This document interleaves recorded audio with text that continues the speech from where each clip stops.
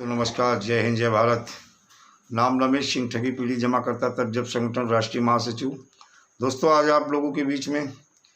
कुछ नई जानकारी के साथ उपस्थित हुआ हूँ। जानकारी यही है कि आखिर जो हमारा केंद्रीय कानून वर्ष 2019 है या हमारे राज्य का जो कानून पीआईडी एक्ट है, इसके तहत बहुत सारे प्रदेशों में देखा जाए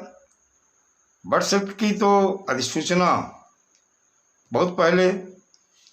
हमारी भारत सरकार ने ये कानून बना करके, अक्सर हम बताते हैं, महामहिम राष्ट्रपति महोदय द्वारा अध्यादेश लाया गया, पार्लियामेंट से बिल पास हुआ, राज्यसभा से पास हुआ, वित्त मंत्रालय, भारत सरकार ने इस कानून को बना करके समस्त राष्ट्र के चीफ सेक्रेटरी को भेज दिया, समस्त राष्ट्र के राज्य के चीफ सेक्रेटरी को भेज दिया। और ये कानून की बहुत सारे ऐसे राज्य हैं जहां बहुत पहले अधिसूचना जारी हुई, जिसकी अनुपालना अभी भी सुनिश्चित नहीं हो पा रही, जिसके वजह से ये कानून अभी भी फाइलों के ऑफिसों के धूल चाट रहा है। और इसके कारणवश देखा जाए जमाकर्ता और कार्यकर्ताओं में एक मुकदमेबाजी भी शुरू हो गई है और काफ़ी परेशानी का सामना इस समय जो है, क्योंकि जमाकर्ता तो हमारा परेशान है, लेकिन कार्यकर्ता इस समय बहुत दयनीय दशा से गुजर रहा है। कार्यकर्ताओं के साथ सरकार की कुछ एजेंसियों के माध्यम से उन्हें परेशान भी किया जा रहा है और उनके ऊपर झूठे मुकदमे भी पंजीकृत किए जा रहे हैं। कहीं कहीं से ऐसी भी खबरें आ रही हैं, जैसे मध्य प्रदेश से एक महिला के ऊपर मुकदमा पंजीकृत किया गया है। और इससे क्या है कि जो बेरोजगारी हमारे देश की बहुत बड़ी समस्या थी, इन कंपनियों को सरकार ने रजिस्टर्ड किया, लाइसेंस दिया। सरकार के विधायक, सांसद, मंत्री कहीं कहीं पर रोजगार मेला लगाया और वहाँ इनके मंच को साझा किया और रोजगार मेला लगा करके इन बेरोजगार लोगों को इन कंपनियों के माध्यम से रोजगार मुहैया कराया। और आज उन लोगों की इतनी दयनीय दशा है कि जो कि न कहते ना घर के न घाट के रहे, कहीं के नहीं रहे, उनका सामाजिक तिरस्कार हो रहा है, मानसिक उत्पीड़न हो रहा है और यहाँ तक कि सरकार की एजेंसियों के माध्यम से भी उन्हें प्रताड़ित किया जा रहा है। और ये दयनीय दशा आजकल ठग कंपनी या ठग क्रेडिट कोऑपरेटिव सोसाइटी के जो भी एजेंट थे उनके साथ बीत रही। अब सबसे बड़ा क्वेश्चन एक ये उठता है,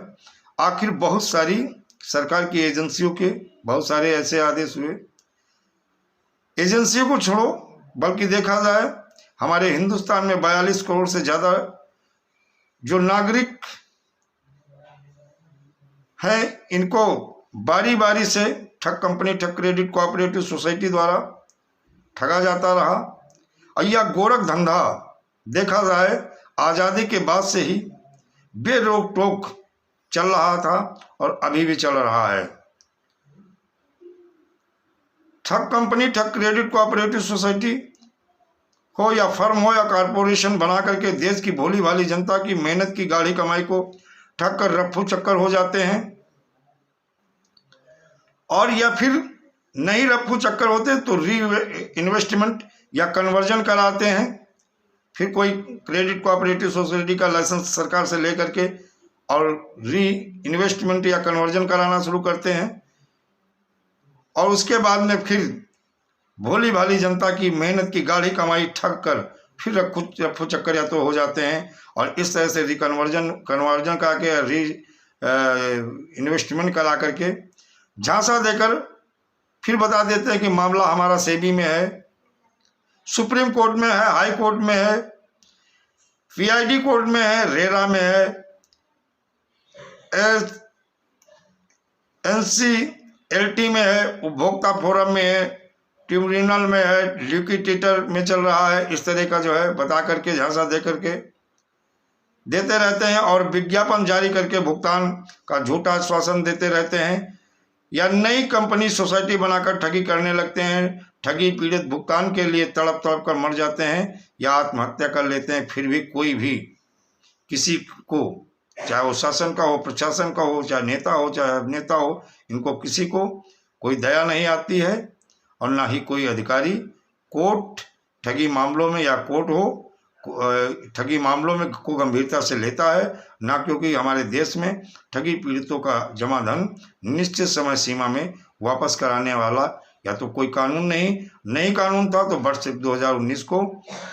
supreme court, high court, special court, SEBI, उपभोक्ता अदालत, रेरा, ट्रिब्यूनल, लिक्विडेटर इत्यादि का आदेश आने के पश्चात भी निवेशकों का भुगतान नहीं करते हैं, जिस कारण देश के 5 लाख से ज़्यादा सामान्य नागरिक एवं 1200 से अधिक फौजियों ने ठगी के मामले में फंस करके इसी कारण आत्महत्या कर लिए हैं। इस तरह देखा जाए, इन ठग कंपनियों, क्रेडिट कोऑपरेटिव सोसाइटियों द्वारा 42 करोड़ पीड़ित जमाकर्ताओं को टारगेट बनाया गया और इन सारे ऑर्डर आने के बाद में पैसा नहीं मिला। इसके पीछे सच्चाई क्या है, आम नागरिक समझ रहा है, जमाकर्ता भी समझ रहा है और कार्यकर्ता भी समझ रहा है कि इसके पीछे रहस्य क्या है, और सरकार की और इन एजेंसियों की और इन अथॉरिटियों की नीयत का है, ये भी साफ झलक रही है। मिशन भुगतान भारत यात्रा सत्याग्रह के तहत हमारा संगठन पूरे भारत में, पूरे भारत में मिशन भुगतान भारत यात्रा